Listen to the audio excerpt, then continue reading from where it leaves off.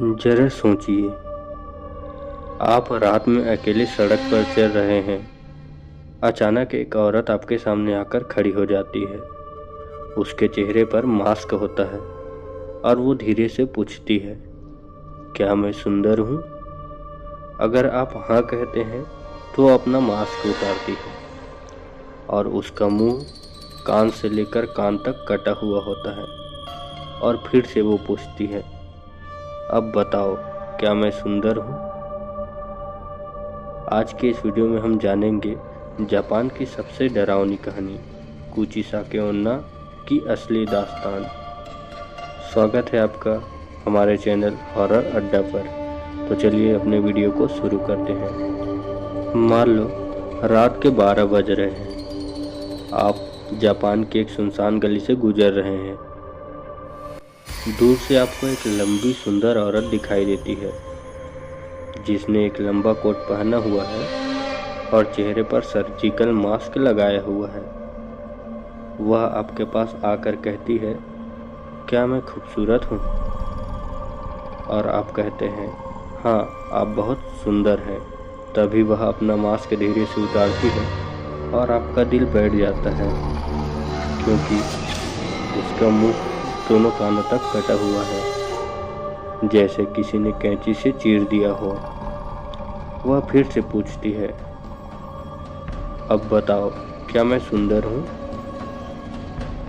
यदि आप डरे तो आपकी मौत पक्की है, और अगर आप भागे तो वह टेलीपोर्ट होकर आपके पास आ जाएगी।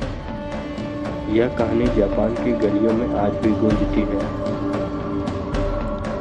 तो स्वागत है आपका कुचिसाके ओन्ना की खौफनाक दुनिया में। इस कहानी का एक प्राचीन इतिहास भी है। कहानी में आगे बढ़ने से पहले इसके इतिहास को जानना जरूरी है। इस खौफनाक चेहरे के पीछे की कहानी 800 साल पुरानी है।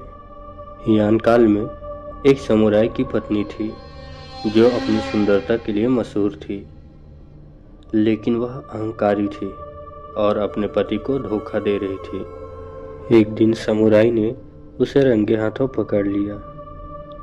गुस्से में और ईर्ष्या में पागल होकर उसने अपनी तीखी तलवार उठाई और औरत के मुंह को दोनों तरफ से चीर दिया। उसने चिल्लाकर कहा, अब बताओ, तुम्हें खूबसूरत कौन कहेगा? कहा जाता है कि उस औरत की आत्मा कभी शांत ही नहीं हुई और वह एक प्रतिशोधी आत्मा बन गई जो आज भी वही सवाल पूछती फिरती है। इस संबंध में एक असली किंवदंती बताई जाती है, जो है 1979 की घटना। यह कहानी तब और डरावनी हो गई जब 1979 में जापान के गिफू प्रांत में असली दहशत फैल गई। यह कोई कहानी नहीं थी, बल्कि अखबारों में छपने वाली खबर बन गई थी। खबरें आई कि मास्क पहने एक औरत बच्चा का पीछा कर रही है, और डर इतना था कि पुलिस ने गश्त बढ़ा दी। कई दिनों तक तो स्कूलों को बंद कर दिया गया। कई स्कूलों ने बच्चों को अकेले घर जाने से मना कर दिया। टीचर्स बच्चों को ग्रुप में घर छोड़ने जाते थे। अखबारों की रिपोर्ट के अनुसार उस समय के जापानी अखबारों में हेडलाइन छपती थी, मास्क वाली औरत बच्चों का पीछा कर रही है। और उस समय एक थ्योरी बन चुकी थी कि कुछ लोग मानते हैं कि उस समय कोई मानसिक रूप से बीमार महिला असली कैंची लेकर घूम रही थी, जिसने इस पूरी कहानी को हकीकत का रंग दे दिया था। अगर आपका सामना उससे हो जाए तो सामान्य नियम काम नहीं करते। लोक कथाओं के अनुसार आपको दिमाग से काम लेना होगा। सबसे पहले तो जब वह पूछे कि क्या मैं सुंदर हूँ, तो सीधे हाँ या ना न कहें। उससे कहें, ठीक ठाक, या तुम औसत दिखती हो। वह सोच में पड़ जाएगी और यही आपका भागने का एक मौका होगा।